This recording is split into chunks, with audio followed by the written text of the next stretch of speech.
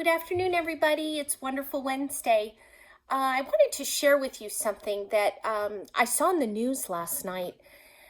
I've tried to avoid the news. I think that the news has been keeping me in phase one that I talked about on Monday, on my Monday motivation, that the news can cause fear and anxiety. So I've tried to stay away from it. But last night it was on the background when I was making dinner. And they talked about parents and families that are working through distance learning. And they had a child psychologist that came on. And one of the things she said was that we know families are stressed. They're dealing with 2, 3, 4 children that are trying to do distance learning. Many parents are working from home. And one of the things she said is, parents, just stop. Let it go one day. If the learning is getting overwhelming, just put it aside. Because what matters in the end are the family relationships and the connections that you have. If you lose sight of that, nothing else will matter. It was pretty powerful. And I thought about that. And I thought, we're working so hard. We want to get the learning to the kids. We want to have high quality lessons. And we're doing that. We want to make sure we give meaningful and specific feedback. We're doing that.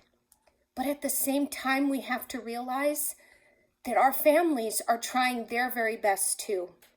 And the kids are trying their very best too. And I know many of you can get frustrated when the kids aren't getting on the Google Classroom. And we've tried so many different things. And we'll continue to get creative and think out of the box on how to reach them.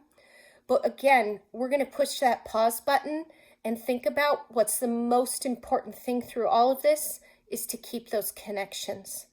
And I thought about that today. It's just maybe we can pick up the phone and call 1 or 2 families a day and just ask them how they're doing. The power in that is amazing. So I've started doing that, calling 1 or 2 parents every day and just asking them how they're doing. And sometimes I get some feedback that maybe isn't as positive, and it's just the frustration and the stress they're feeling. And sometimes I get an overwhelming thank you for checking. I think that's going to mean more in the long run than anything else. By no means give up on doing high quality lessons, engaging the kids. Some of you are doing amazing things with virtual teaching. And I'm so glad to be a part of that and see that. So don't give up on that. But at the same time, realize that those connections that you have with the kids are so important.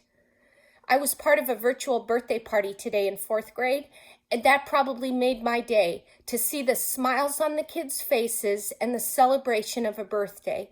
That to me is going to have a lasting impression. And don't forget to connect with each other, that you are your own best support system right now, and that we're there for each other. That's what matters. So I hope you have a great rest of your week. I will send an email along with this video that will give our STEM activity for the week ahead.